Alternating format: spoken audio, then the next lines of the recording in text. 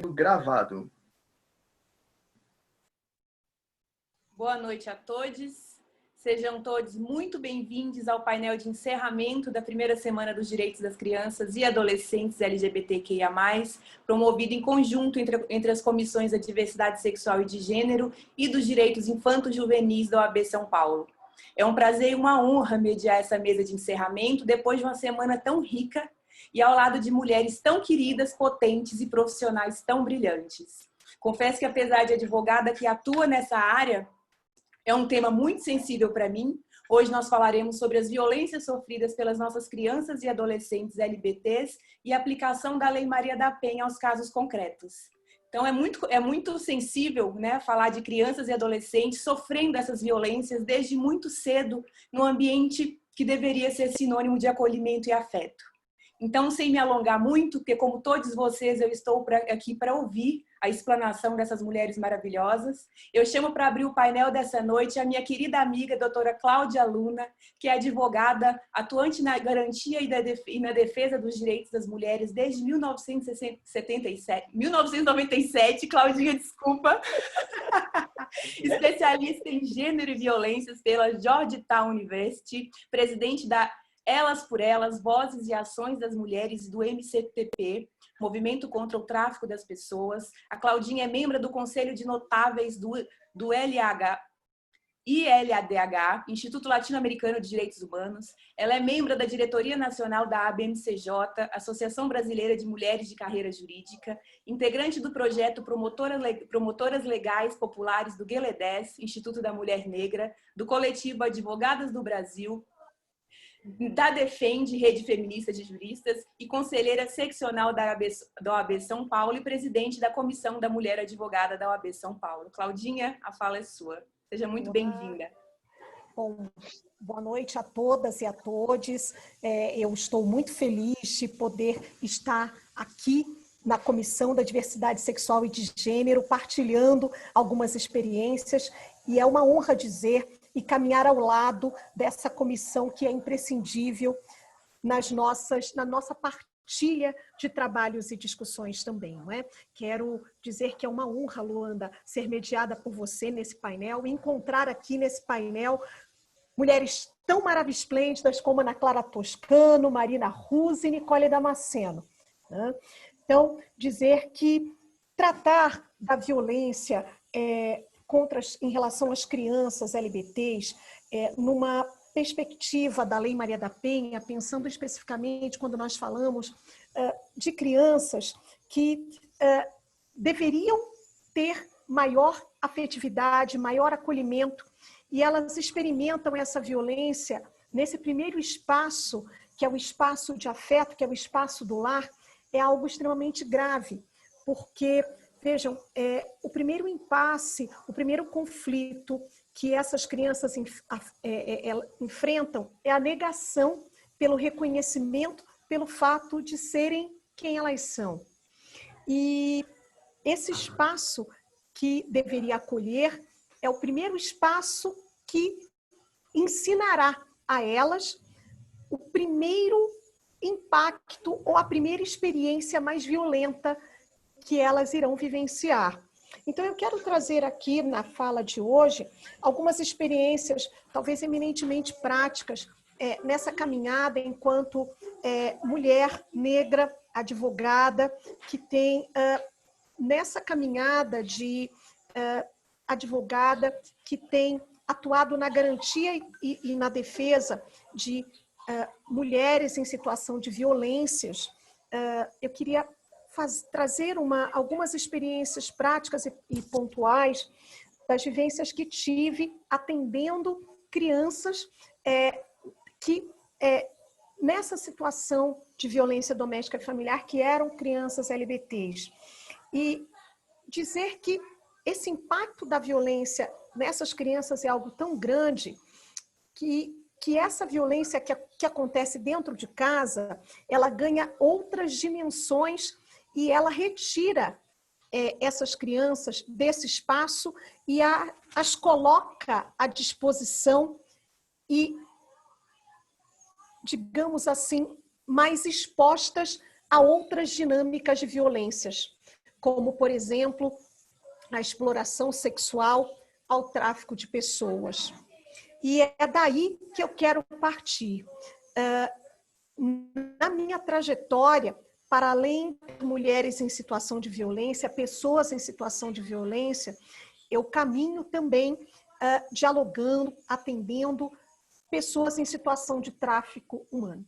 E qual não tem sido a minha constatação quando, ao atender pessoas em situação de tráfico, notadamente mulheres travestis e transexuais, é unânime.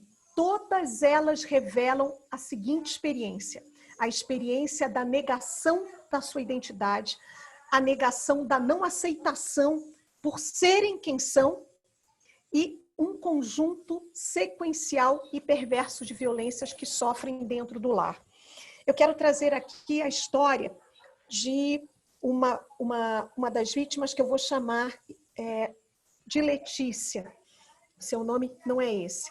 Letícia é uma menina, era um menino, que na realidade era uma menina transgênera, que no dia dos seus 15 anos resolve assumir-se. E como presente de 15 anos, isso na região norte do Brasil. No dia do seu aniversário de 15 anos, depois da festa, ela, como presente de aniversário de 15 anos, ela recebe como presente entre aspas, um estupro corretivo e coletivo dos 15 membros homens da sua família. Desde o seu tio, seu padrinho, os amigos dos seus irmãos, seus primos, 15 vezes, por 15 homens diferentes, Letícia é estuprada, para que pudesse, se assim ela queria ser mulher, então que ela aprendesse a agir como mulherzinha. Depois disso, ela, com 15 anos, é levada para a carceragem da delegacia da pequena localidade em que ela estava, porque o seu padrinho, que também a estuprou, era delegado, para que essa sessão de estupros possa continuar na delegacia em que ela estava. Eu não preciso dizer que Letícia foi uma das mulheres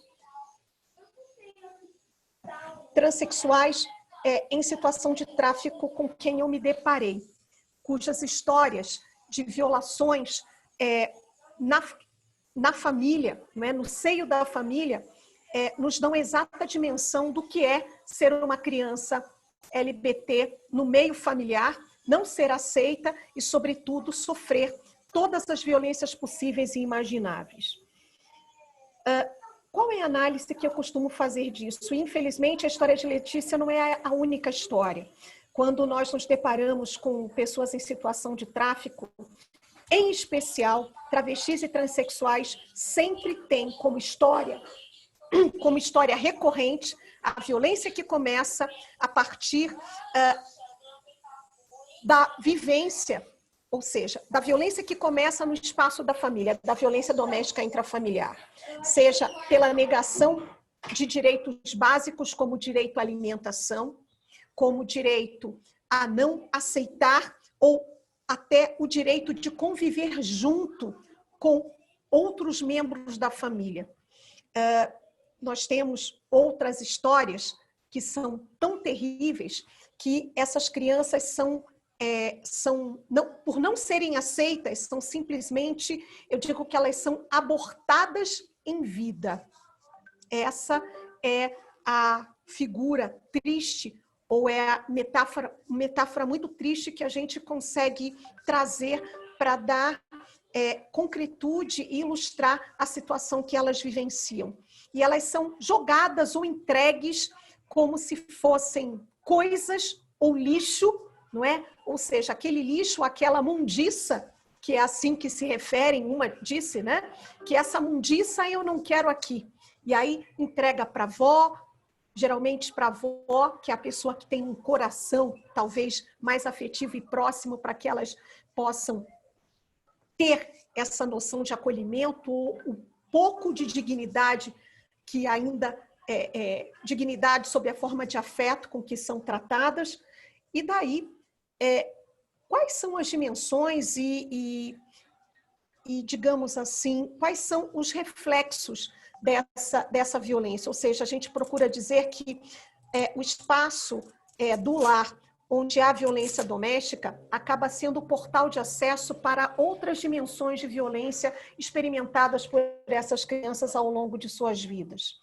E nessa sequência de violências, para além daquelas que eu já expliquei, que eu já mencionei aqui, da exploração sexual infantil, da drogadição e uma série de exposição a outras vulnerabilidades, essas crianças, por vezes, podem se encontrar com experiências piores, e uma dessas experiências é uma outra violência que torna, não é, esses corpos indesejáveis, ainda na infância, que são considerados indesejáveis, eles são ressignificados como coisas aptas a serem traficadas, ou seja, elas saem de alvos da violência doméstica para serem corpos traficados ainda na sua infância ou na sua adolescência.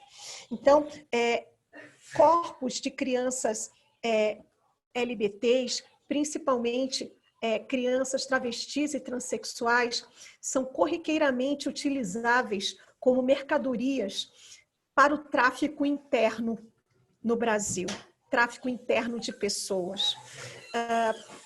Nós temos uma experiência muito cruel nos estados do norte, em especial no Belém do Pará, com a questão das crianças que são transportadas em barcos, né, naquelas canoas, e o quanto as crianças LGBTs, em especial as crianças trans, elas são mais vulneradas e, para ali, elas são crianças, inclusive, levadas depois para a região das Guianas e para as minas, onde existem a situação de mineração, aqueles garimpos. E isso é muito triste mesmo, para que depois essas mesmas crianças, quando passam da fase de adolescência até a fase adulta, serão aquelas crianças que, depois de serem tão violentadas ali naquele espaço, até porque, para além da família, a própria comunidade em que elas estão inseridas as trata com hostilidade e mais violência, quando elas não são assassinadas ali na sua comunidade que pertence, para sair daquele espectro, daquela situação terrível, elas vão para os grandes centros, né? E nos grandes centros, onde elas deixam de fazer programas, porque são vitimadas pela exploração sexual infantil, né? Ou a prostituição forçada. Elas saem dos pequenos centros, onde deixam de fazer programas por R$5, não é? Às vezes nas rodovias com os caminhoneiros, vão para os grandes centros, onde passam a fazer programas por 50. E aqui, nos grandes centros, um outro caso também que nós acompanhamos, não é? Foram meninos que foram aliciados em comunidades bastante vulneráveis nos estados do Piauí, Maranhão e Belém do Pará, sob a promessa de que seriam jogadores de futebol. Só que quando eles são trazidos para São Paulo, esses meninos eles são submetidos a doses de hormonioterapia para que seus corpos sejam feminilizados e aí eles sejam utilizados para fins de prostituição, para fins de prostituição forçada na região da Luz. E ao atender esses meninos que saíram das suas casas aos 13 anos, aos 14, eles já com 17 ou 18, eles diziam o seguinte, já muito com seus corpos muito debilitados, precarizados pela própria situação que vivenciam, até porque para aguentar uma situação de exploração recorrente como essa gama de violências, por certo que a drogadição também é uma forma de fugir dessa realidade tão perversa onde seus corpos são coisificados e utilizados de maneira reiterada, como se coisa fossem, né? São consumidos reiteradamente. Eles diziam o seguinte, uma fala eu não esqueço jamais, quando a gente dizia, e se vocês vão ser recambiados para as suas cidades, a possibilidade de vocês serem recambiados para o lugar em que vocês estão. Eles diziam o seguinte, né, elas, né? Como eu vou voltar para lá? Vocês acham que, se eu já não era tão aceito lá, vocês acham que Paim vai aceitar essa aberração? Porque agora eu sou uma aberração. Então, ouvir isso, essa fala ainda me emociona muito, porque ouvir isso de alguém que tinha toda uma possibilidade de ter uma infância, de ter uma adolescência, de ter uma vida abreviada pela não aceitação na família, é algo extremamente triste, é extremamente grave e é extremamente inaceitável, não é? E aí, pensando um pouco nas nossas legislações, né, na Convenção Internacional dos Direitos da Criança e do Adolescente, no ECA, que completa 30 anos, e na própria aplicabilidade da Lei Maria da Penha, quando fala dessas violências que acontecem no contexto do lar e na sua aplicabilidade a crianças e adolescentes, porque, em geral, a primeira experiência de violência que essas crianças LGBT sofrem, e isso é muito recorrente, é a violência doméstica na dinâmica de violência sexual, nos abusos. Qual é a análise que eu faço? Eu digo que a Lei Maria da Penha, a despeito de ser a terceira melhor legislação do mundo, eu penso que ela tem prazo de validade. Ela atua muito na dinâmica de proteção das mulheres em idade reprodutiva. E ela ainda precisa ser mais eficaz, ou talvez precisamos nós, profissionais do direito, trazer a lume a Lei Maria da Penha quando da violação de direitos de crianças e pessoas idosas, principalmente crianças e adolescentes LGBTs. Há uma prática reiterada no meio jurídico de sempre se suscitar o ECA para a proteção de crianças e adolescentes, sem conjugar, sem fazer uma aplicabilidade conjunta, ou talvez pensando numa incidência maior quando nos deparamos com essas violações de direitos de crianças LGBTs no contexto doméstico e intrafamiliar, não é? Quando nos deparamos com essa violência da Lei Maria da Penha. Então, o que acontece sempre? Há um olhar muito limitado em relação a isso. E até o próprio sistema de justiça já entende, por certo, que essas crianças estão numa situação de risco, é certo, mas há uma tendência a se aplicar muito mais o próprio Estatuto da Criança e do Adolescente em prevalência ou até em substituição, não é? Desprezando-se a aplicabilidade da Lei Maria da Penha nesses casos específicos. E eu penso que deixar de contemplar essa realidade e negar isso é cometer outra violência, que é a violência do Estado por negar a existência de demandas que incidem, impactam essas vidas dessas crianças na sua mais tenra idade. Elas já se sentem diferentes, a família já começa a fazer um marcador de diferença, o marcador da diferença, não no acolhimento, mas o marcador da discriminação, o marcador da exclusão.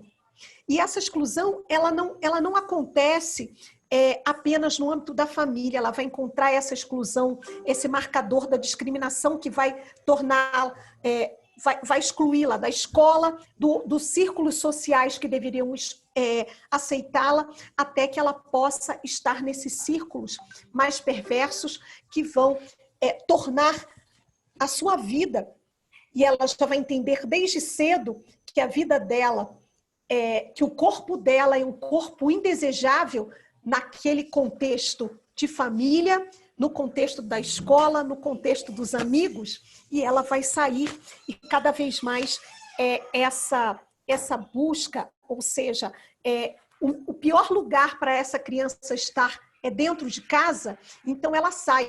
A violência doméstica e intrafamiliar, ela funciona, obviamente, como um portal de acesso às demais formas de violência que essa criança e esse adolescente LGBT estará suscetível. E é preciso que a gente pense, enquanto operadoras, operadores de direito, nessa dinâmica, porque a nossa construção enquanto operadores de direito nesse sistema, CIS com CIS mesmo, com CIS, é um sistema, né? Ele ainda está muito voltado a essa questão da binaridade do masculino e feminino, e nós precisamos alargar essa dimensão de entendimento, em especial quando a gente encontra demandas como essa. Eu penso que ter um evento como esse, que nos faz pensar, enquanto operadores do direito, nessa compreensão e, sobretudo, nessa perspectiva de atuação ao atender essas vítimas, é muito importante para que novas construções, novas dinâmicas de atuação do direito e novas construções dialéticas com esse judiciário, com esse sistema de justiça, não estou falando só do judiciário, mas de um sistema de justiça que opera na perspectiva da cisgeneridade e, ao ser confrontado com essa nova dinâmica de nós, profissionais do direito, pensando e levando o direito nessa dimensão muito positivo. E é preciso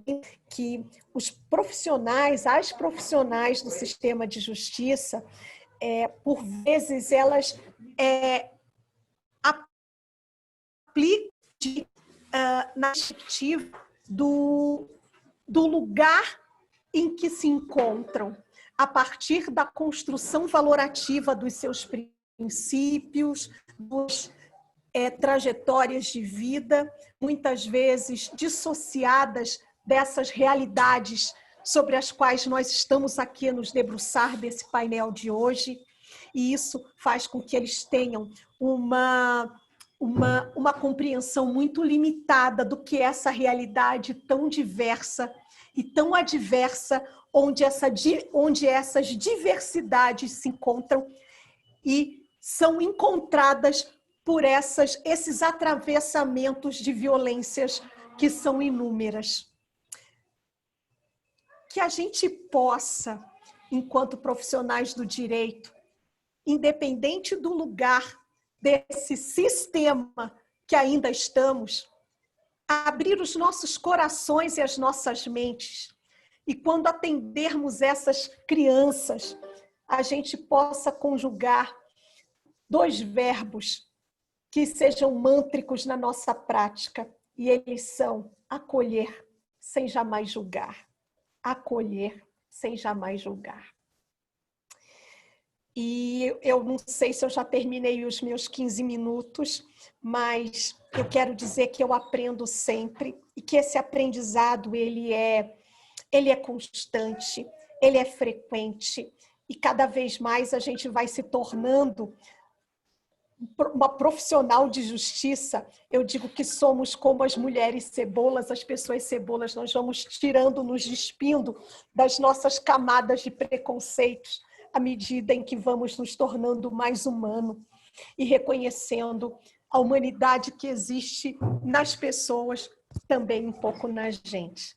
Então, eu quero agradecer imensamente essa oportunidade, parabenizar essa comissão que eu amo, que é uma comissão potente, que é a Comissão da Diversidade Sexual e de Gênero, mandar um beijo imenso para Marina Ganzaroli e para todas e todes que eu amo, e dizer que foi na caminhada no tráfico de pessoas que eu consigo encontrar e, sobretudo, entender na ponta da sigla T, que são TTs, são as pessoas mais vulneradas por essas violências, são as pessoas travestis, as mulheres travestis e as pessoas, homens trans, mulheres trans e travestis nessa caminhada de tráfico de pessoas, porque se há um comércio de vidas e há vidas mais vulneradas, essas vidas são hierarquizadas nesse tráfico de pessoas. Eu aprendi que essas vidas mais vulneráveis são as vidas das pessoas TEIs. Então, eu quero agradecer imensamente pela oportunidade e dizer que estamos juntos.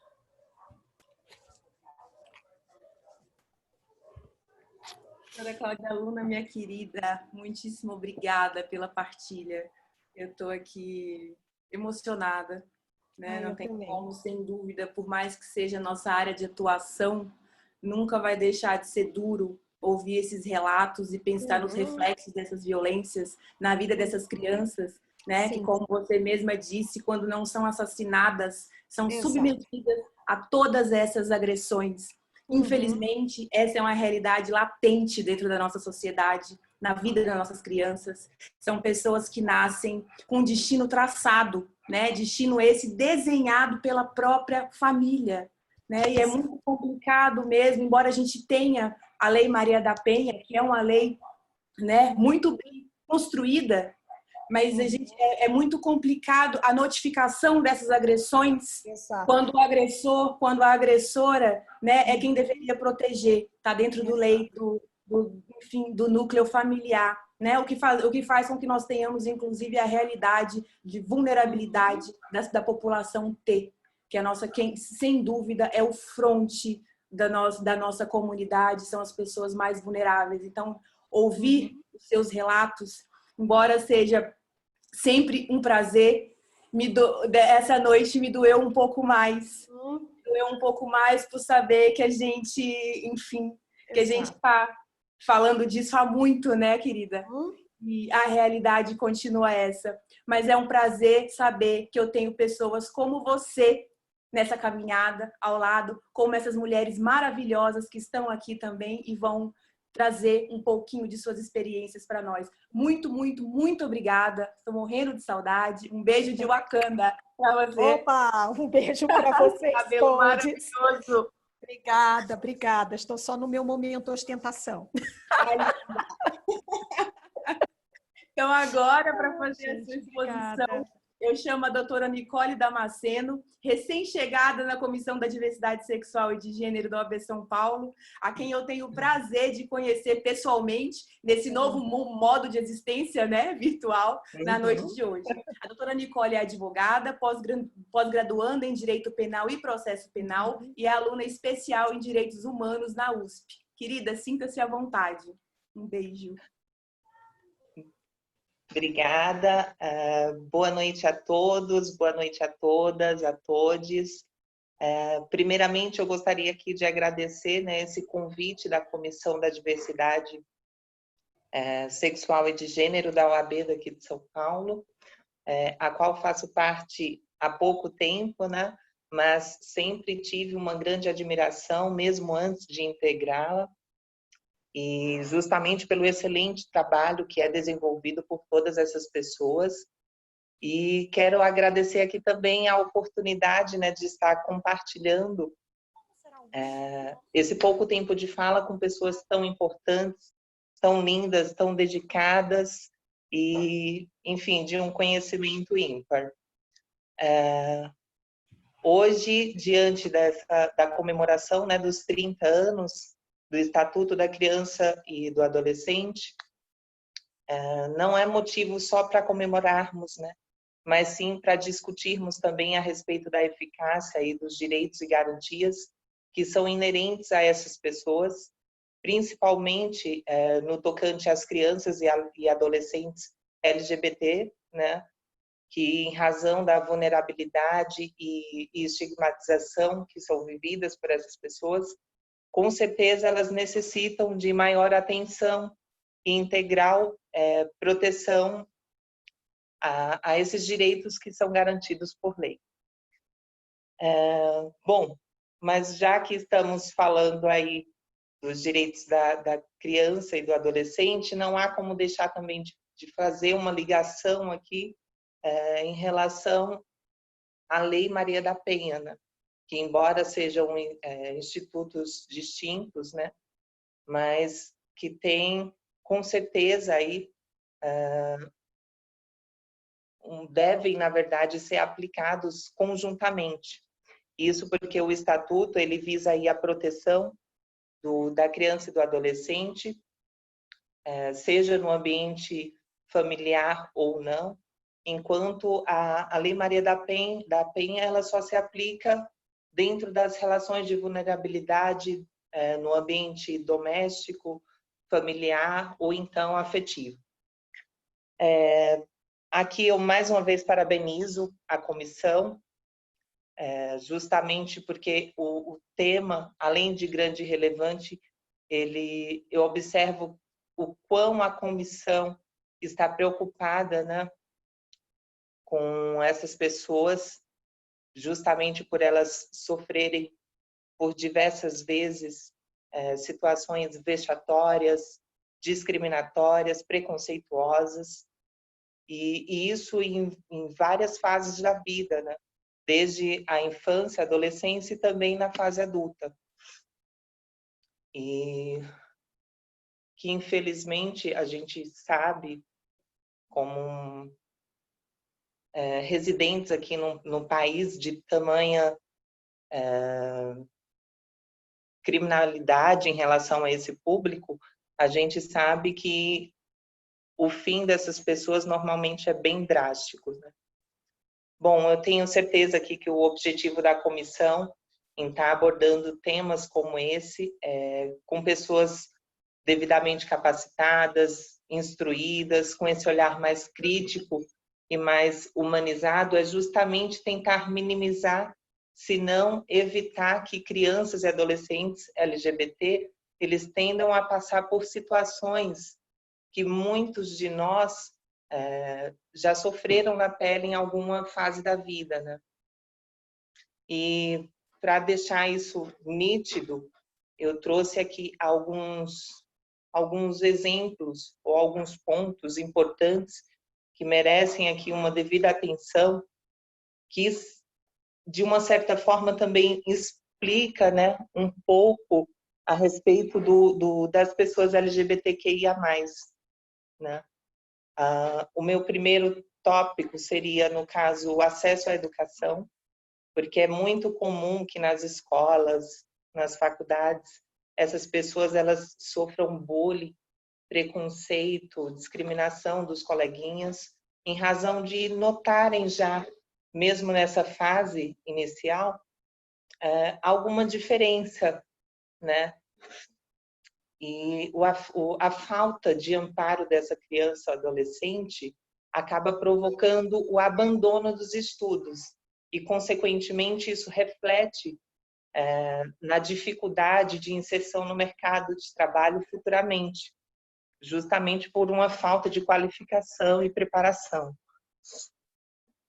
E, em especial, eu gostaria de fazer também um parêntese, né, trazendo esse tema da educação, que é muito preocupante em relação às pessoas transexuais e travestis, né?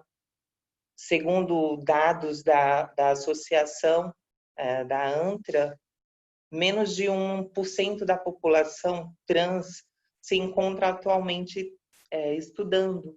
E isso é muito preocupante. 4% dessa população de transexuais e travestis encontram-se atualmente empregadas formalmente, né? E uns 6% somente trabalhando de forma informal. E isso são dados certamente alarmantes, né? E daí vem um outro fator importante que a doutora Cláudia comentou aqui, da exclusão social, da exclusão familiar, da exclusão dos amigos, né? Porque, segundo o ECA, é assegurado o direito ao menor de ser educado e criado pela família. Mas o que vemos normalmente são crianças e adolescentes muito cedo sendo expulsos de casa, sendo excluídos do meio social, dos amigos, justamente em razão da sua identidade de gênero, né? Da forma em que ela se reconhece. O que explica aí o fato de muitos terem de morar em outros estados, acabarem procurando um outro meio de sobrevivência para justamente tentarem ser felizes, né? E acabam aí afastando-se do seio familiar, o que é muito preocupante. E é justamente essa exclusão social que acaba levando a essas pessoas à prostituição, né? E aqui eu também trabalho com maior ênfase em relação às pessoas transexuais e travestis, porque, segundo pesquisas, mais de 90% da população de travestis e transexuais, elas têm a prostituição como meio de vida, né? Sendo, por vezes, apontada como uma escolha. Só que, na verdade, seria uma consequência dos dois fatores que eu trabalhei anteriormente, que é justamente o abandono à educação, a expulsão de suas casas, da exclusão social, familiar, enfim. E também, é claro, a falta de oportunidades no mercado de trabalho. Mesmo sendo a pessoa devidamente formada, tendo qualificação suficiente, já é difícil. E quando não se tem, dificulta ainda mais, né? A possibilidade dessa pessoa conseguir um emprego e trabalhar com dignidade, enfim. Aqui eu falo com credibilidade justamente porque eu sou uma mulher transexual, e embora tenha toda essa qualificação aí como advogada, continuo seguindo os meus estudos, eu sei o quanto eu sofri, o quanto eu ouvi vários nãos, né, de advogados, de escritórios, enfim. E hoje, graças a Deus, consegui um trabalho, mas enfim, eu sei o quanto foi duro. Embora eu tenha aí todo essa preparação, essa formação, né? E como um terceiro tópico, acho que terceiro, quarto, nem sei, já me perdi, eu gostaria também de comentar a respeito da violência, né? Que acontece das diversas formas, seja sexual, psicológica, moral, ou mesmo física, no ambiente doméstico ou não, em várias fases da vida, não só na infância, como também na adolescência e na fase adulta, o que nos mostra que, na verdade, a violência tornou-se uma perseguição na vida dessas pessoas, né? E, consequentemente, essa violência acaba por tratar de um outro tema que muito nos preocupa, que é a respeito das mortes, né? O Brasil ocupa hoje o primeiro lugar de assassinatos de pessoas transexuais e travestis, né? Só no ano de 2019 tivemos aí 124 mortes de pessoas transexuais. Nesse semestre de 2020, nesse primeiro semestre, já foram apontadas aí 89 mortes. Então, isso é muito preocupante, né? Isso nos mostra o quanto o público LGBTQI+, se sente inseguro em estar morando, em estar residindo nesse país, né? E a vulnerabilidade, é claro, diante de tanto ódio, de tanta repulsa, tanto intolerância, né? Frente ao preconceito e, enfim, o desrespeito também em relação à identidade de gênero e por aí vai. Bom, aproveitando o gancho, já que estamos falando de violência e de mortes, né, trazendo esse conteúdo aqui para a Lei Maria da Penha, embora a Lei Maria da Penha ela careça de mudanças na sua legislação para dar maior segurança à aplicabilidade da lei, a jurisprudência ela vem caminhando fortemente no sentido da sua aplicação em relação às pessoas travestis, transexuais e lésbicas, inclusive adotando medidas protetivas, né, em relação a essas pessoas, mesmo sem a necessidade da realização da cirurgia de adequação sexual ou de retificação do nome, independente também da idade e orientação. Porém, ainda há, é claro, como que eu posso falar? uma falta de preparação daquelas pessoas que estão ali de frente. Isso eu falo às autoridades policiais, também os agentes policiais, em estarem dando o tratamento necessário de proteção a essas pessoas. Bom, pessoal, eu não quero me alongar muito, não sei aí como é que está meu tempo, mas eu também não quero atrapalhar a fala dos demais colegas. Acredito que diante de todas essas informações, não só minhas, como da doutora e as posteriores, elas servem para refletirmos, né, ainda mais a respeito das pessoas LGBTs e da violação dos direitos em diferentes fases da vida e a importância de estar se discutindo políticas públicas para a efetividade desses direitos e garantias. Principalmente aqui, as discussões sobre gênero, sobre sexualidade, sobre a diversidade, sobre a transfobia, homofobia. Aqui eu aponto principalmente no ambiente escolar, né? De modo que a gente alcance aí mais o respeito à identidade de gênero dessas pessoas e, consequentemente, tentar diminuir o fluxo de violência, né?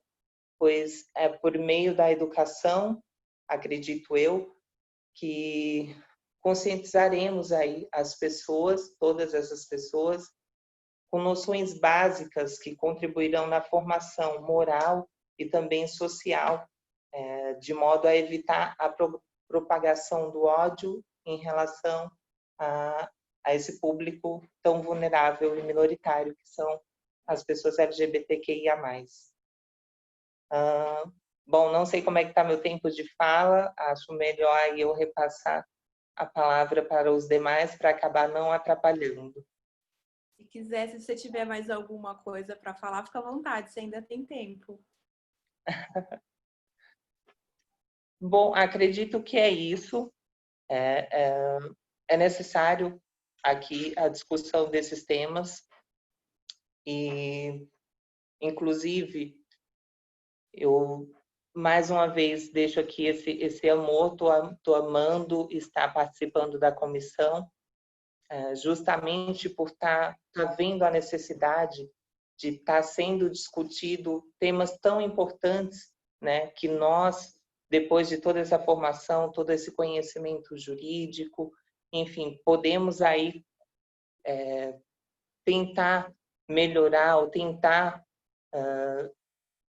evitar que muitas coisas que nós passamos quando nas escolas, quando na faculdade, enfim, evitar que esse novo público que vem, que estão vindo agora, acabem não passando por essas situações, que isso é simplesmente terrível, isso nos faz, às vezes, pensar em desistir também, acabar pensando em fazer algumas besteiras, enfim.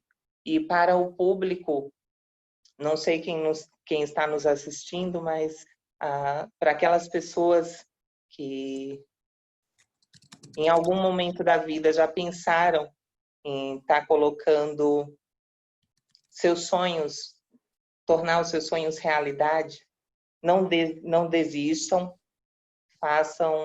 corram atrás. Vai ser difícil, mas vai dar tudo certo, tenho certeza.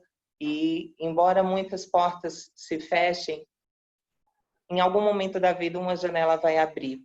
Se não abrir, a gente faz por onde que isso aconteça. É isso, deixo aqui o meu beijo para todo mundo, obrigada pela atenção e passo aí a palavra para a nossa próxima palestrante.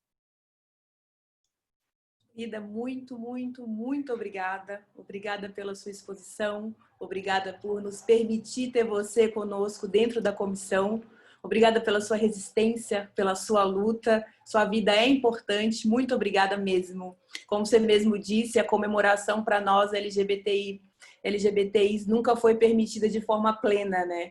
Por isso, realmente concordo que nós temos que comemorar, sim, mas sempre com muita reflexão e trabalho, porque é isso que nos é concedido pela sociedade que a gente vive, né? Nossas crianças e mulheres transexuais que sobrevivem ainda são mantidas à margem da sociedade, são expulsas de casa sem acesso à saúde, sem acesso à educação básica, sem acesso ao mercado de trabalho, porque, né, a partir do momento que não tenho saúde, eu não sou qualificada profissionalmente, então eu não acesso ao mercado formal de trabalho.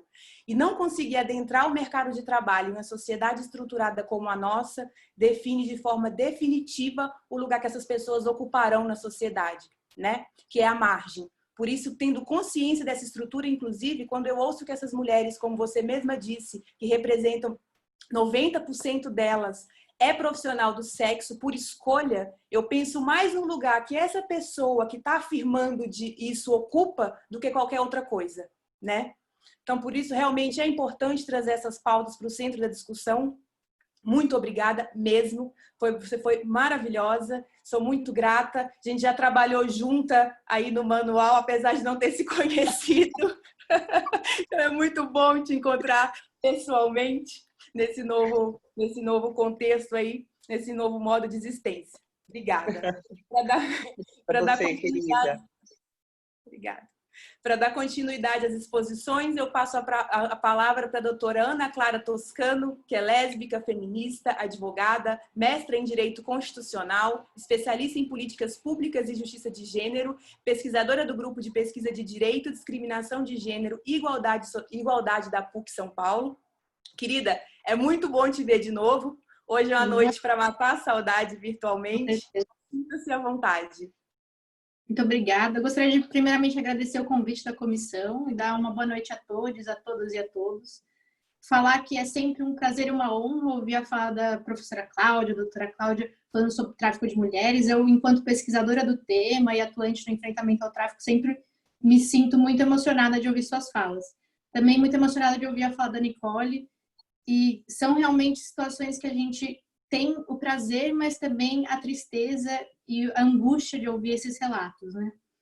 E também agradecer à comissão por trazer esse tema à tona, porque a gente sabe que é um tema que não é muito discutido. Inclusive, quando eu fui convidada a falar sobre o tema, eu, enquanto assim, pesquisadora, acadêmica, fui atrás de me informar e poder pesquisar para poder falar com mais propriedade, além da atuação prática que eu tenho na temática.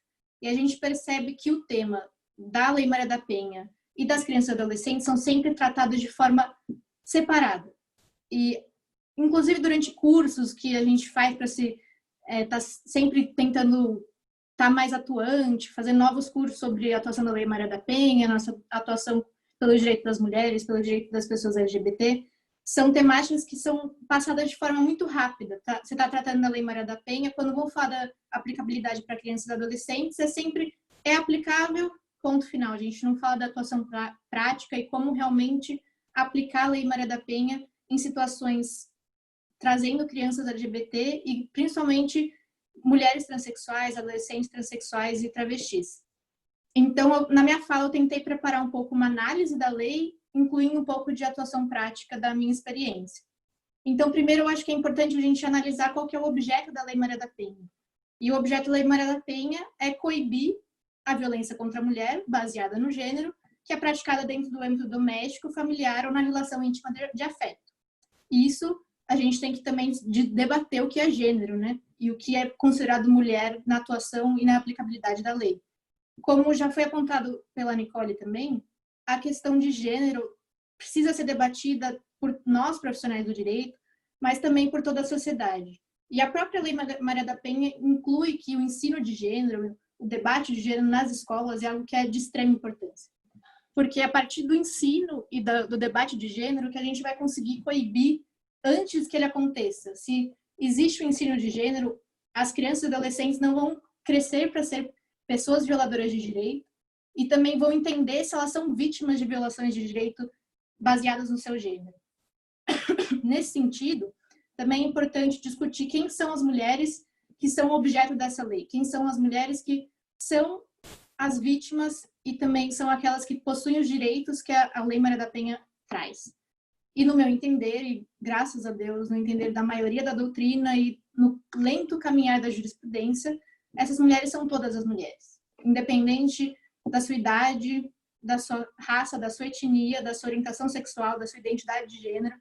São todas as mulheres que possuem direitos, que possuem o direito de ter a Lei Maria da Penha aplicada quando elas estão em situação de violência. E voltando também ao que a Nicole disse em relação à importância do ensino de gênero, eu me lembro de 2 casos que eu atuei com crianças LGBT que vieram me relatar, primeiramente, sobre situações que elas estavam vivendo dentro da escola. Uma delas era uma adolescente travesti e a outra era uma adolescente lésbica, em escolas diferentes, escolas estaduais, e a adolescente travesti estava sofrendo bullying de seus colegas, mas também discriminação de seus professores e diretores, não respeitando sua identidade de gênero, não respeitando seu nome, não sendo permitida de utilizar o banheiro na escola, o que estava gerando problemas de saúde, porque ela tinha que segurar suas necessidades durante um dia inteiro escolar para conseguir utilizar o banheiro somente quando ela saísse da escola, ou seja, cerca de 5, 6 horas, mais o período de transporte até sua casa ou até seu local de trabalho, o que pode gerar diversas situações. E a outra adolescente, uma menina lésbica, relatando também bullying por parte dos colegas, mas principalmente uma questão de discriminação da sua diretora, pois ela é namorada, como qualquer casal adolescente, estavam demonstrando relações de afeto, mão dada, certos beijos no horário de intervalo das classes, da mesma forma que outros casais heterossexuais na escola, mas somente elas eram chamadas a atenção, suspensas, levavam advertência, e estavam sendo ameaçadas pela diretora de terem sua relação contada a seus pais, que não sabiam ainda da existência dessa relação. E conversando com elas, verificando o que poderia ser feito, eu perguntei, é possível levar essa conversa para dentro de casa, envolver os pais de vocês, para a gente poder ter uma atuação conjunta da família perante a escola, verificar a possibilidade de uma mudança de escola ou algo do tipo, vocês têm esse suporte? E em ambos os casos, nenhuma tinha suporte. Elas falaram que o maior medo era dentro de casa, que se os pais descobrissem o que estava acontecendo na escola, a situação seria pior ainda dentro de casa. Então, a gente percebe que sempre tem essa questão que volta para dentro de casa. A primeira violência, muitas vezes sofrida por uma criança e uma adolescente LGBT, vai ser dentro de casa, para depois ser na rua. Então, se a criança LGBT não tem um acolhimento dentro de casa, certamente ela não vai encontrar na rua. E vai ser exposta à rua porque ela vai ter que sair de casa. Se ela for expulsa, se ela tiver o medo de ser quem ela é dentro de casa, a gente vai saber que ela vai encontrar muitas outras dificuldades, como a Cláudia citou, a Nicole citou, quando ela estiver na sociedade. Então, acredito que essa conversa sobre gênero, esse ensino sobre gênero, é de extrema importância e é algo que a lei prevê. A gente sabe que, como também já foi dito, a Lei Maria da Penha é uma lei muito bem estruturada. Ela não é, como muita gente pensa, uma lei penal, uma lei de aplicabilidade apenas processual ou direito material. É uma lei heterotópica que perpassa diversos assuntos, não só do direito, mas também da psicologia, do atendimento, da coibição da violência, como fazer isso ao longo do caminho de vida das mulheres, desde a sua infância até a atuação idosa. Então, a gente tem que iniciar no ensino, realmente, que é algo que é previsto na lei e a gente sabe que encontra muitas barreiras na nossa sociedade. Existem diversas leis estaduais, municipais, vedando o ensino de gênero, o que eles chamam de ideologia de gênero, né?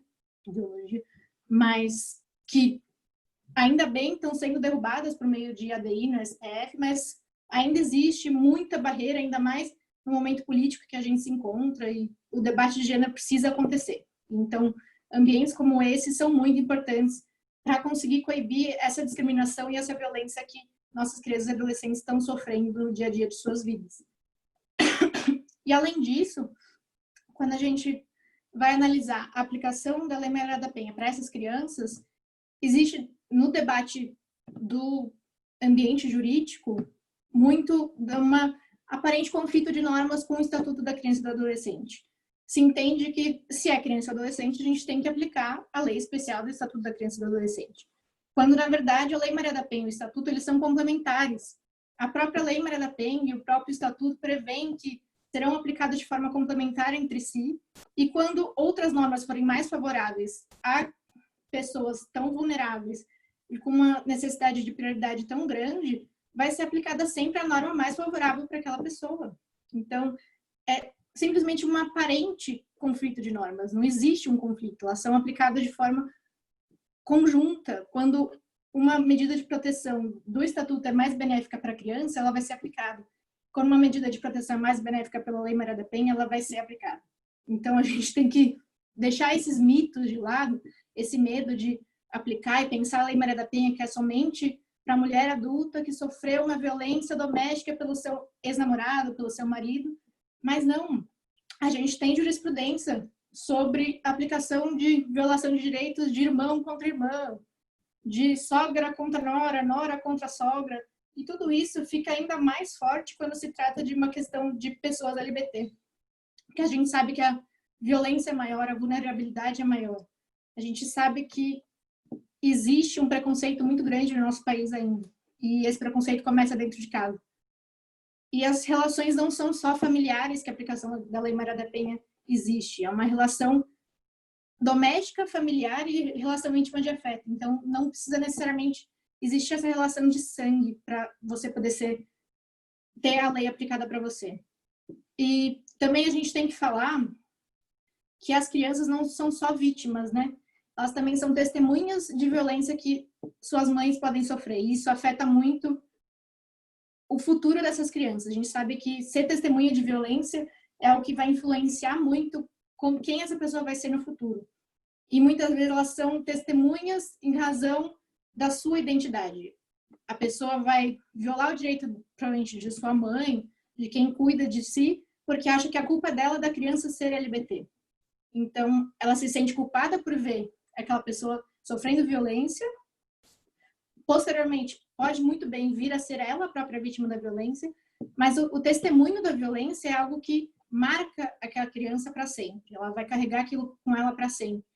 E a gente tem institutos da própria Lei Maria da Penha, mas também temos uma lei bem recente que fala sobre a escuta ativa e o depoimento pessoal de crianças e adolescentes que são vítimas e testemunhas de violência, que elas também têm que ser aplicadas, porque a gente sabe que na atuação prática, os profissionais do direito, principalmente aqueles que estão em situação de maior poder, sejam os juízes e magistrados, eles não têm um preparo e um treinamento para lidar com situações como essa. Eles não têm o pensamento crítico e humano de lidar com situações de crianças LGBT, da população LGBTQIA+, como um todo.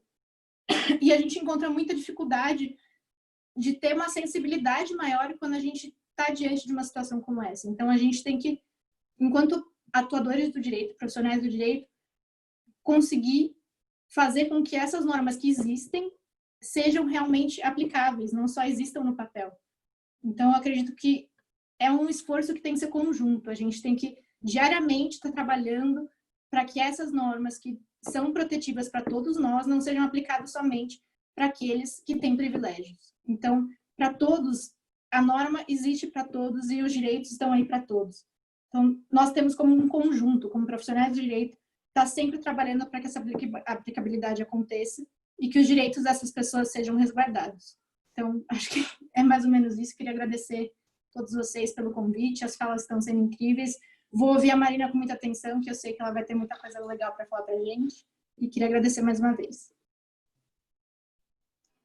Querida, eu que agradeço em nome de toda a comissão, das duas comissões que estão desenvolvendo essa semana maravilhosa. Muito obrigada pelo olhar e a análise que você trouxe para nós. Que maravilha! Eu acredito que todos que ouviram, ainda que não profissionais do direito, hoje puderam entender a forma complementar que o ECA e a Lei Maria da Penha são e devem ser aplicadas e analisadas. Né? Isso é muito importante, é importante que nós entendamos isso, né? Profissionais do direito ou não. Muito, muito obrigada mesmo. E para encerrar as exposições, eu convido a querida doutora Marina Ruzzi, que é sócia fundadora do primeiro escritório do país voltado para o atendimento de mulheres e pessoas LGBTQIA+. Marina é mestre em gestão de políticas públicas pela Universidade de São Paulo, com foco em políticas de superação da desigualdade de gênero, é professora e coordenadora do curso de Advocacia em Direito das Mulheres e pesquisadora do Centro de Estudos da Metrópole. Marina, querida, é um prazer te rever. Seja bem-vinda, a fala é sua. Obrigada, Luanda. Bem, em primeiro lugar, eu queria também agradecer o convite. Não te ouço. Opa! Oi, agora me ouve? Microfone aqui. Bem, eu queria primeiro agradecer o convite. Eu fiquei super feliz com a iniciativa dessa primeira semana. Espero que haja muitas mais. Acho que esse ressoando um pouco que as queridíssimas expositoras já mencionaram, né? Esse é um tema ainda que eu acho que falta muito a gente dialogar. De modo geral, eu diria que direitos infanto-juvenis, a gente acaba sempre priorizando discussões relativas a medidas mais punitivistas do que efetivamente, né? A gente discute muito redução da maioridade penal ou não, mas essa parte de garantia de direitos, dialogando com outras vulnerabilidades, eu sinto que a gente está começando a avançar nesse debate agora e fico super feliz de poder participar aqui.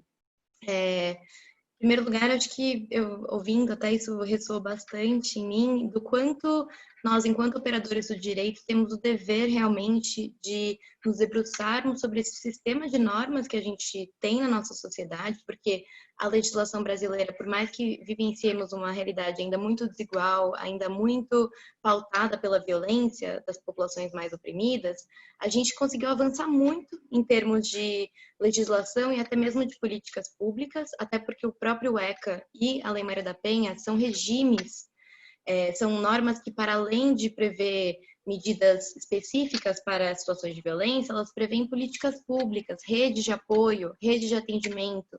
E nós, enquanto operadores do direito, muitas vezes ficamos adstritos mesmo à aplicação da norma dentro dos tribunais, quando a gente pode colaborar muito mais, né, assim. Então, eu acho que, em primeiro lugar, isso pressupõe em a gente conhecer essas normas, em a gente conseguir relacioná-las, porque elas, de fato, são complementares, como a doutora Ana Clara mencionou, né? Até destaco aqui que o artigo 13 da Lei Maria da Penha, por exemplo, ele deixa claramente que Estatuto do Idoso, ECA e outras legislações específicas devem ser atuadas em conjunto. E aí cabe, né, ao advogado que está ali assessorando, aos demais operadores do direito que, porventura, estejam envolvidos nessa denúncia, nesse caso, verificar qual que é a legislação que vai ser mais benéfica naquele caso, mas sempre pensando coletivamente, porque cada legislação parte de princípios específicos, né?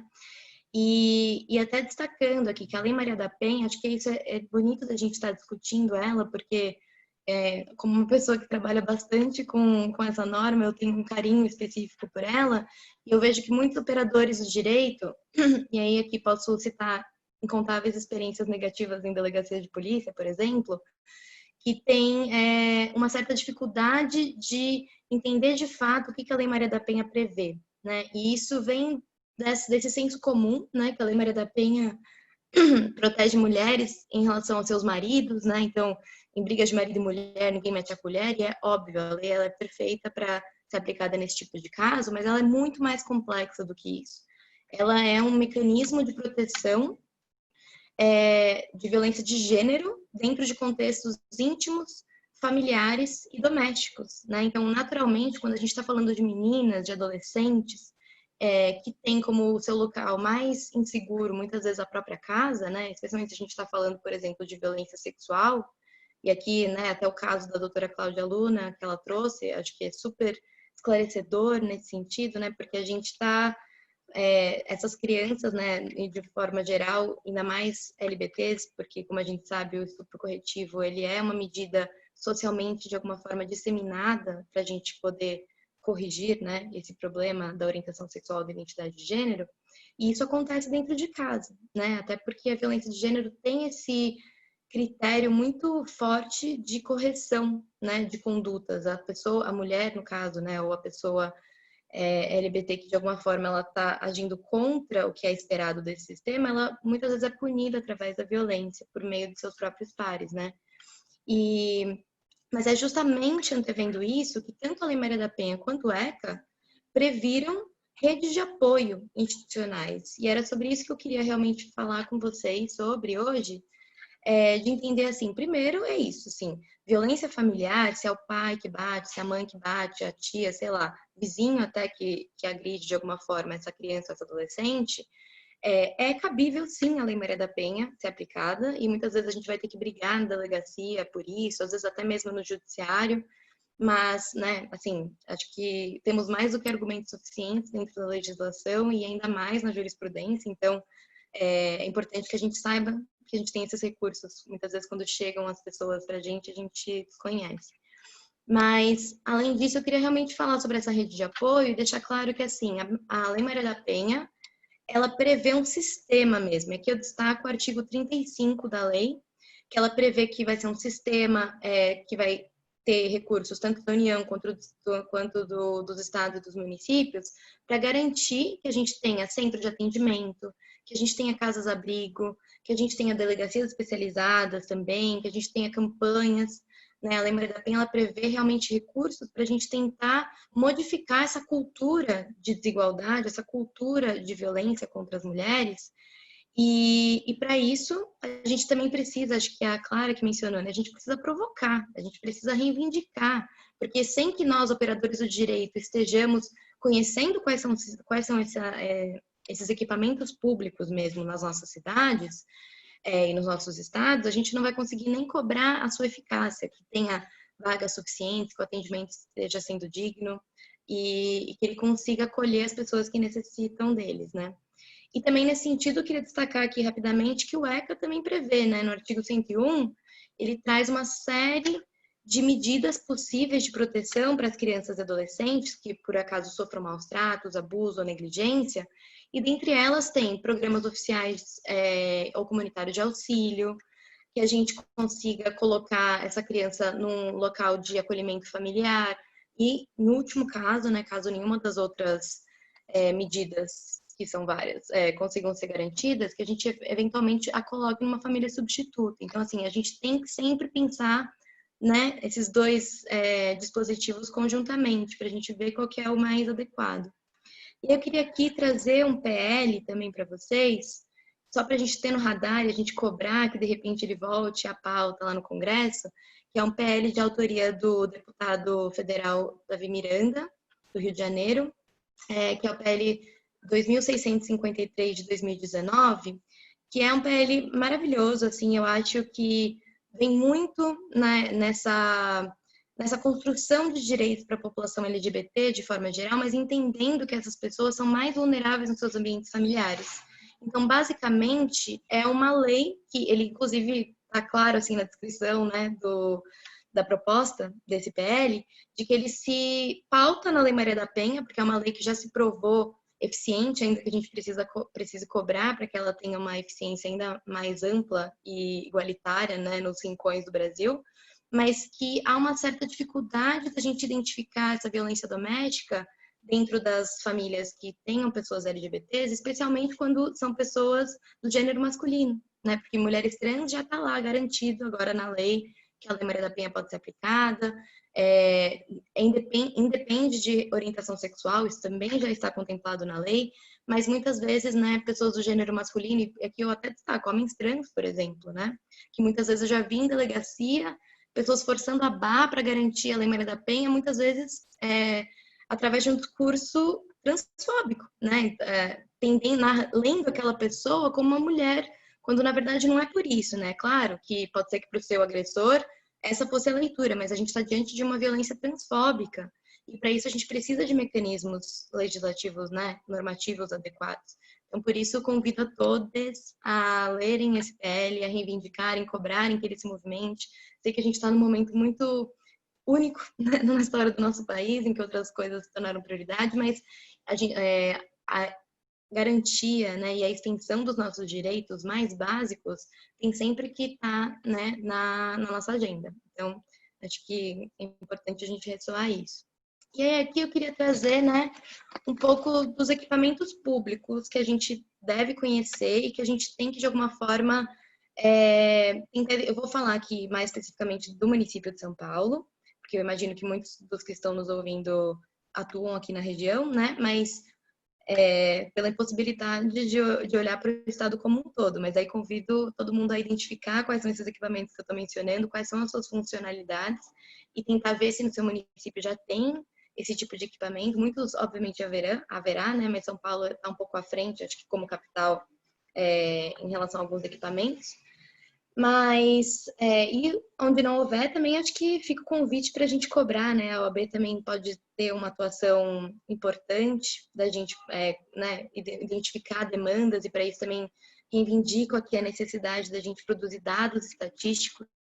E aí até queria falar que eu fui dar uma pesquisada aqui sobre dados específicos de violência contra LGBTs, crianças e adolescentes. Foi dificílimo localizar esse dado tão claro, né? A gente consegue falar de violência contra crianças e adolescentes e contra LGBTs de modo geral. Mas, assim, essa interconexão eu achei bem difícil enquanto pesquisadora de localizar, então eu já vejo aí uma agenda futura de pesquisa para algumas pessoas e para cobrar o Estado também, porque é eles que vão ter que providenciar isso.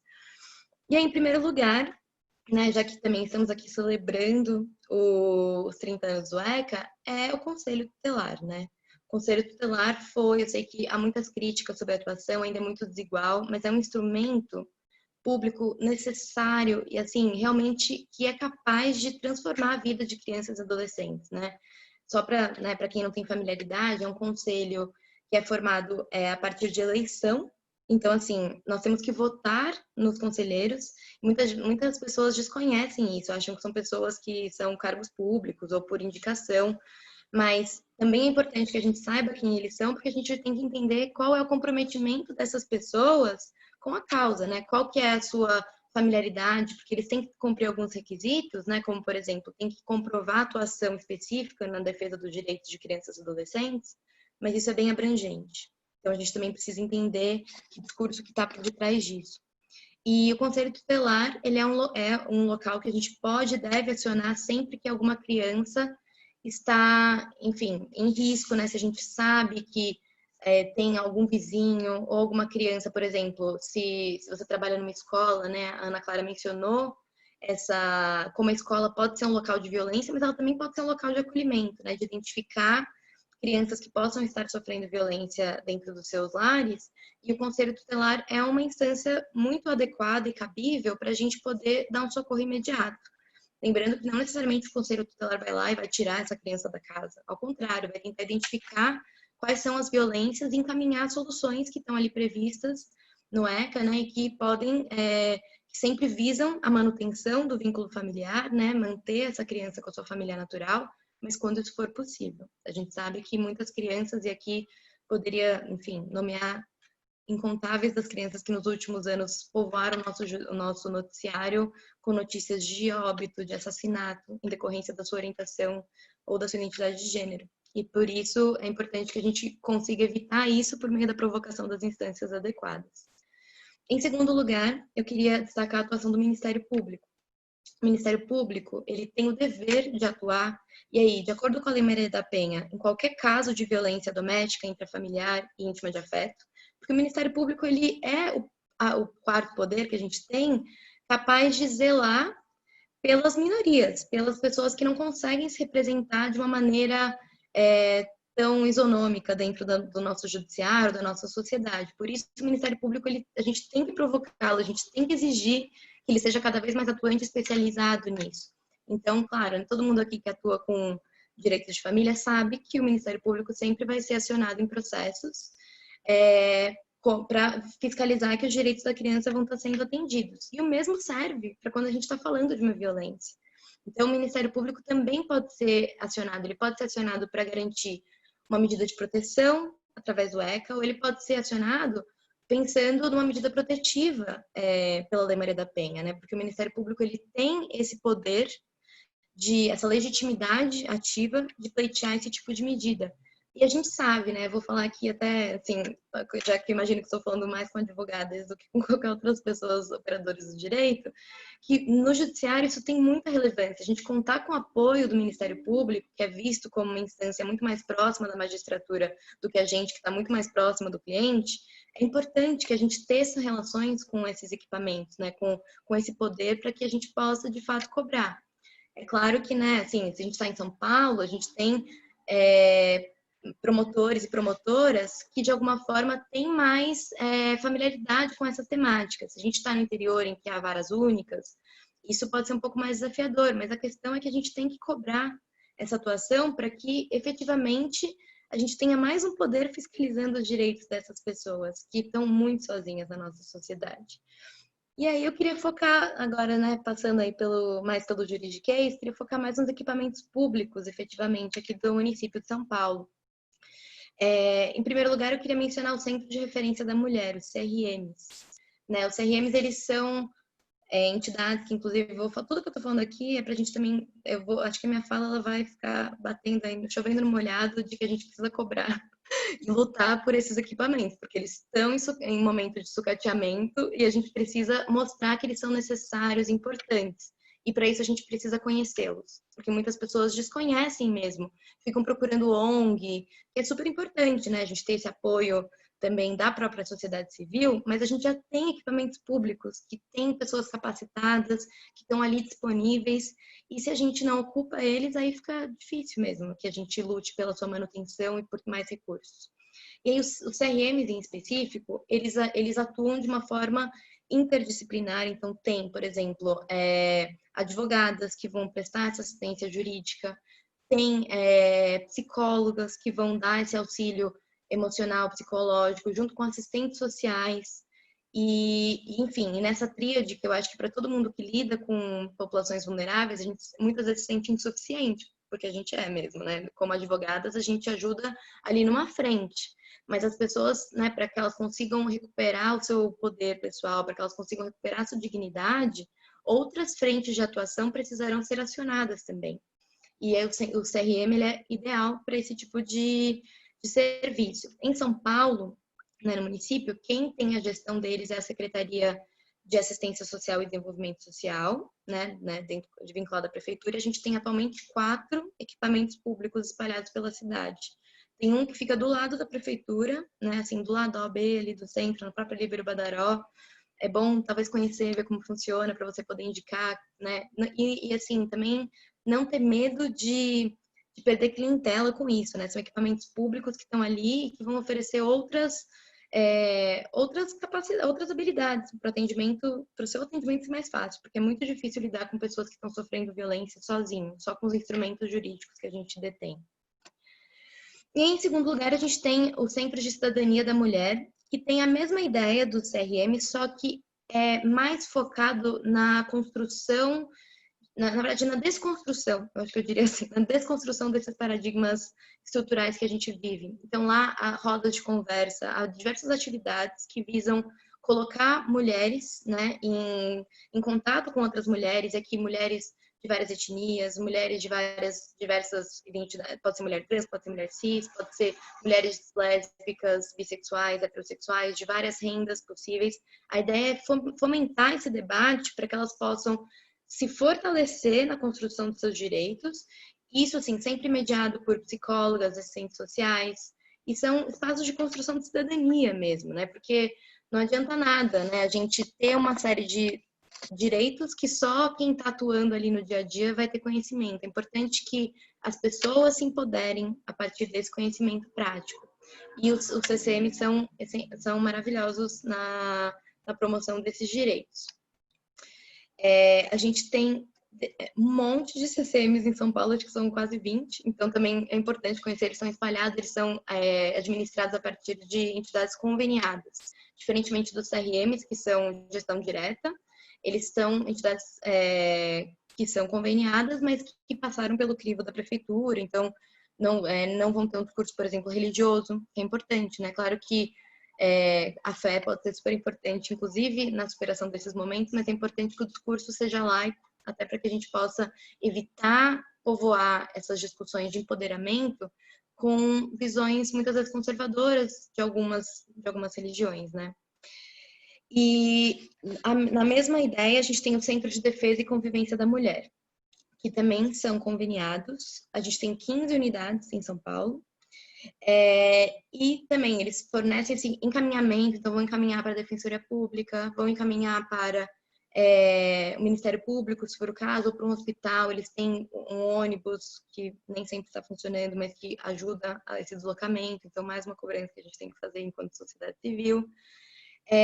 Mas eles focam muito também nessa construção de cidadania e de vínculos, para que essa mulher se sinta mais empoderada e menos refém, né, dessa família que muitas vezes a deixa ali numa situação de isolamento. Então, esses são equipamentos públicos que eu realmente acho que a gente tem que conhecer enquanto advogados para a gente poder indicar. De qualquer forma, se no seu município não tiver esses centros especializados, a gente tem que o SUAS, né, o Sistema Único de Assistência Social, ele também atende pessoas que estão em situação de violência familiar. Então, tanto os CREAS quanto os CRAS, que são centros de referência da assistência social ou centros especializados, eles têm recursos para lidar com isso, né? Eles têm como acolher essas crianças, principalmente criança e adolescente, são equipamentos especializados nesse tipo de atendimento. E eles buscam, mas assim, uma única questão é que eles sempre buscam preservar um princípio de convivência familiar e comunitária. Isso pode ser ótimo, assim, de modo geral, para a assistência social isso funciona muito bem, mas quando a gente está lidando com violência doméstica e de gênero, né, e especialmente quando tem lesbofobia ou transfobia envolvida nisso, a família pode não ser mais recuperável, pelo menos no primeiro momento. Mas o CREAS também vai ter condições de levar essas pessoas para uma situação de abrigamento. E atuando, por exemplo, junto com o Conselho Tutelar, né, em muitos municípios vai ser a primeira instância que vai ser acionada, porque é quem vai ter acesso tanto a cadastros únicos, para que a pessoa possa receber algum tipo de benefício, quanto a essa situação de abrigamento mais compulsório. E também acho que é importante que a gente saiba pelo menos localizar e poder identificar e encaminhar quando for necessário. Aqui em São Paulo também a gente tem uma casa-abrigo, a gente tem uma casa-abrigo sigilosa, que eu não sei onde fica, ninguém daqui saberá, né? Isso quem vai indicar vai ser esses centros de referência ou os CREAS e CRAS, são eles que dão esse encaminhamento para a mulher que está sofrendo essa violência. Mas a gente tem uma casa de abrigamento temporário. Porque muitas vezes, querendo ou não, o abrigamento, ele obviamente é uma medida necessária, que a gente garanta vagas, tanto, né, para as mulheres quanto os adolescentes e crianças que estão vivendo violência doméstica, mas ele necessariamente implica uma renúncia muito grande, porque você precisa ficar um certo tempo lá, que aí vai variar conforme o equipamento público, mas costuma ser de 2 meses. E quando você chega, você precisa cortar suas relações com o mundo. E isso é uma medida de segurança mesmo, porque a gente conhecendo o ciclo da violência doméstica, que muitas vezes, principalmente quando a gente está falando de violência entre íntima de afeto, né? Quando a mulher muitas vezes vai voltar no ciclo da violência para o seu agressor, ela pode informar o local onde ela está abrigada. Isso coloca em risco não somente a saúde dela, a segurança dela, como de todo mundo que está ali. Todas as trabalhadoras, todas as demais mulheres. Então, é por isso que há tantas renúncias nesse momento em que ela vai para lá. Muitas mulheres só precisam, contudo, de um momento temporário. Assim, elas só precisam de uns dias para que elas consigam se reorganizar, buscar auxílio, conseguir a medida protetiva, né? Enfim, são realmente, porque é tudo muito rápido quando a gente está falando de violência doméstica e a pessoa decide encerrar aquilo e tomar alguma atitude. Então, a gente tem essa casa-abrigo Elenira Rezende de Souza Nazaré, que ela oferece, ela funciona 24 horas por dia, 7 dias por semana, e ela oferece esse atendimento, esse abrigamento temporário e essencial, até a pessoa conseguir se reorganizar. E a gente tem também uma outra casa, que é a Rosângela Rigo, aqui em São Paulo, que fica na Zona Norte, que tem a mesma ideia, que é esse abrigamento temporário. E aí eu queria falar, né, estou aqui fazendo batidão de equipamento público, mas é só para mostrar como a gente tem. Eu muitas vezes acho que não tem nada. E aí quando eu olho eu falo, caramba, realmente estamos munidas, só precisamos reivindicá-los. Mas esse último equipamento, que ele é super recente, a gente tem acho que há 4 anos, mas já temos 2 unidades, que é a Casa Florescer. É uma casa específica de abrigamento para mulheres, na verdade, não são pessoas, mulheres transexuais. E, enfim, ela tem capacidade para receber até 30 conviventes. Nesse caso específico, precisa ser maior de 18 anos, né? Porque se for menor de 18 anos, ela vai ter que ser encaminhada para uma casa-abrigo vinculada às medidas de proteção do ECA. Mas é importante que a gente saiba disso, porque é isso, uma pessoa que faz 18 anos não necessariamente é assim, né, que ela se torna uma adulta, né? Se ela não tem o apoio familiar, às vezes ela pode ficar na rua, como a própria doutora Nicole mencionou, né? E a Luanda ressoou. Então, assim, é importante que a gente saiba desses equipamentos, um fica no Bom Retiro e o outro fica no Tucuruvi, e que, enfim, podem e devem ser acessados por essas pessoas. Lá eles têm também, por exemplo, capacitação profissional, tem uma série de outras políticas para garantir a reinserção dessa mulher na sociedade de uma forma segura, para que ela não seja convidada a participar, né, da carreira dos profissionais do sexo de maneira compulsória, que é o que acontece normalmente.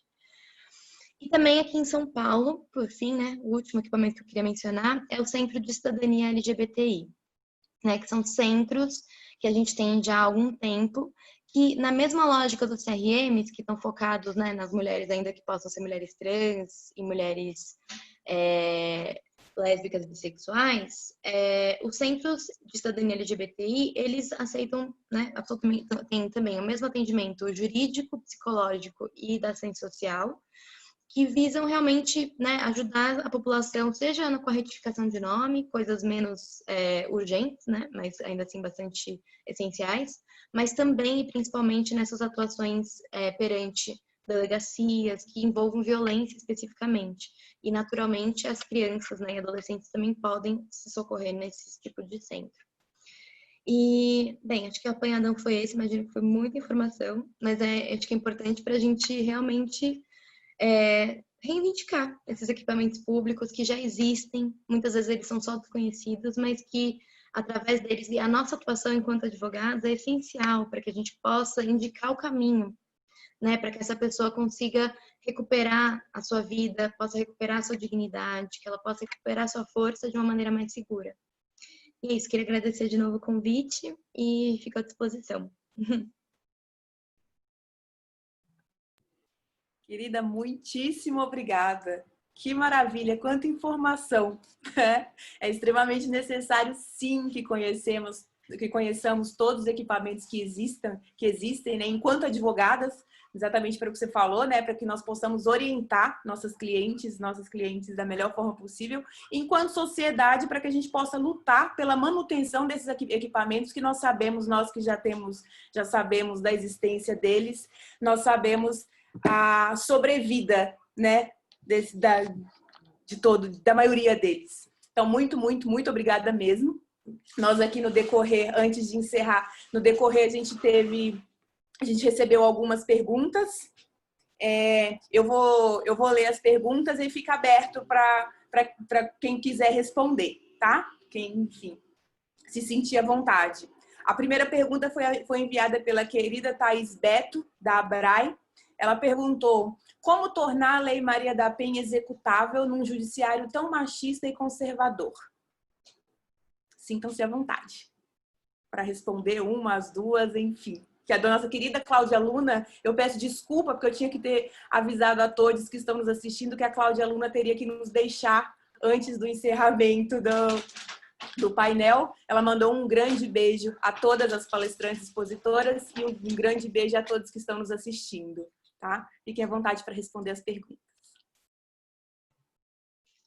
Posso começar respondendo? Aí se a Nicole ou a Ana Clara quiserem me complementar.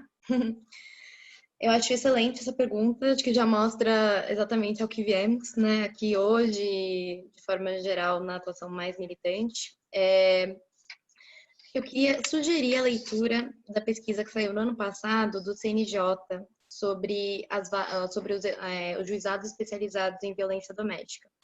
É uma leitura rápida, mas bastante importante, porque eles realmente mapearam todas as varas especializadas e identificaram que há 3 tipos de magistrado, né? Tem o magistrado militante, que é aquele que não só conhece a Lei Maria da Penha, como está disposto a até fazer leituras extensivas para garantir certos direitos.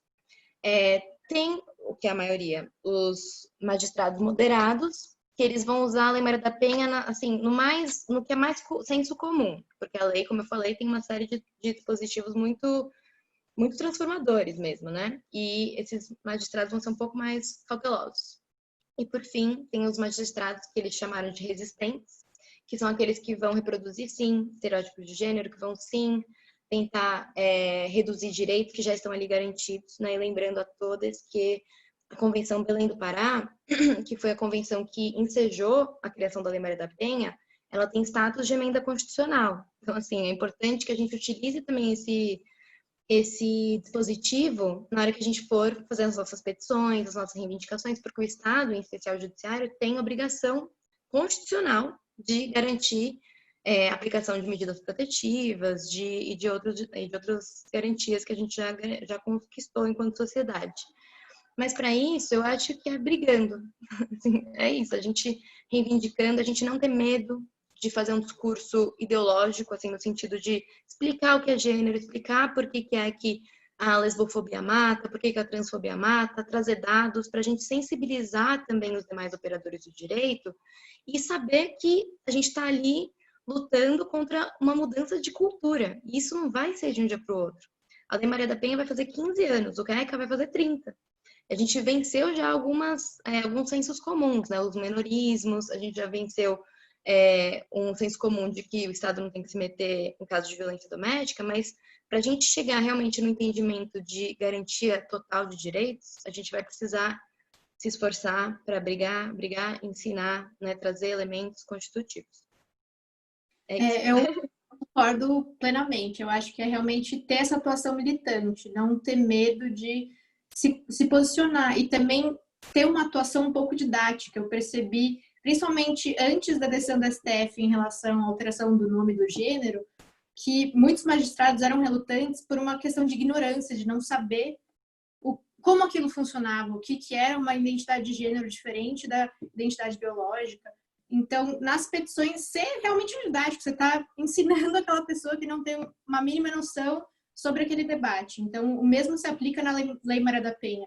Às vezes, pela criação, e a gente sabe que o concurso público no Brasil é algo que é muito elitista ainda, é muito difícil você conseguir chegar numa carreira como a magistratura, aquelas pessoas não têm o interesse porque não afetam elas, então elas não vão atrás daquela informação. Então, a gente, como operador de direito que está lidando com aquilo diariamente, por mais que para a gente seja algo batido, a gente tem que ter uma postura também didática na nossa petição, mesmo que fique uma petição um pouco mais longa, mas colocar certas informações que para a gente são básicas, mas que muitas vezes para aqueles magistrados é algo novo que eles vão, às vezes, se sensibilizar, ter também essa pegada um pouco mais de mostrar uma parte mais humana daquela pessoa que está sofrendo aquela violência e ensinando por que aquela violência vai afetar e por que é necessário aquele mecanismo e por que a gente precisa da aplicação dele. Então, acho que não ter esse medo, e também não ter medo de bater de frente, caso aquele magistrado seja muito relutante de entrar com recurso, de acionar o CNJ. A gente sabe que a gente tem esse medo como advogado de ter certas retaliações pela magistratura, mas também eu acho que pelos direitos dos nossos clientes a gente tem que ter esse embate um pouco de frente quando a gente recebe também por parte deles essa resistência maior. Eu acho que é bem isso, assim. Maravilha, muito, muito obrigada. A segunda pergunta veio da doutora Fabiana Vasques, nossa querida presidenta da subseção da OAB de Taquaritinga. E aproveitando, né, falando de Taquaritinga, quero agradecer a presença também da doutora Renata, que está sempre conosco. Muito obrigada. A doutora Fabiana perguntou como que vocês acham, enquanto comissões da diversidade sexual e de gênero, né? Como essas comissões, como a OAB poderia ajudar essas crianças e adolescentes se as próprias famílias às vezes não ajudam? Qual seria o papel da OAB, o papel das comissões dentro desse contexto?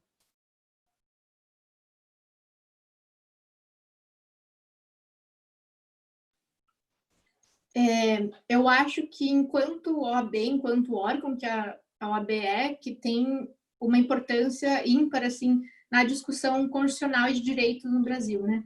A gente pode citar a OAB e as próprias comissões que podem atuar de uma forma mais jurídica mesmo, como amicus curiae, entrando com ações constitucionais, coisas mais diretas de mudanças mais estruturais na sociedade como um todo, né? Como já atuou diversas vezes a OAB, mas também as comissões dentro dos municípios, dos estados, também fazer essa força política, esse advocacy perante o Estado para que esses mecanismos sejam aplicados, para que essas casas tenham o financiamento necessário.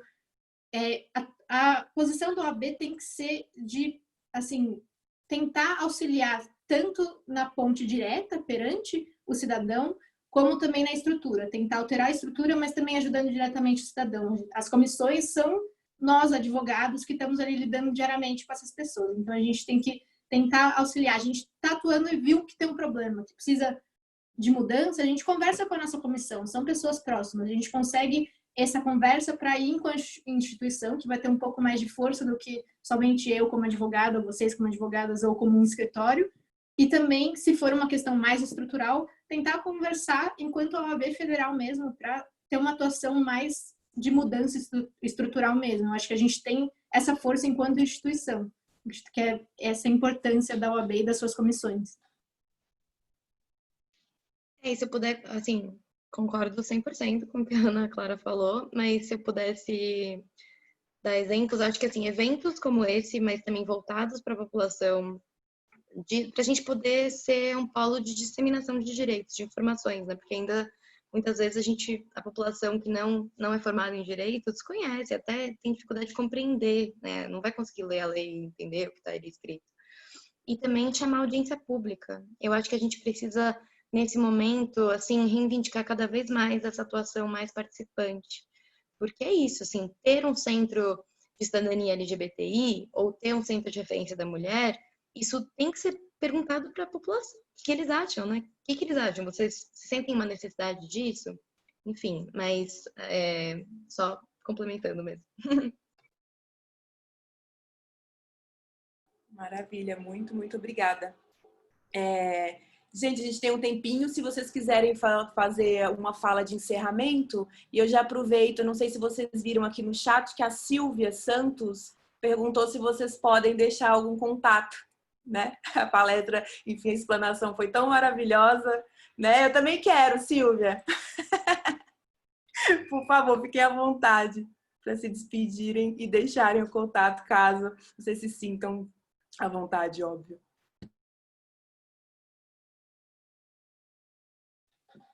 Acho que a fala de despedida é agradecer mesmo essa conversa, esse bate-papo que a gente teve, que foi realmente muito enriquecedor e extremamente importante, que tem que ser cada vez mais disseminado.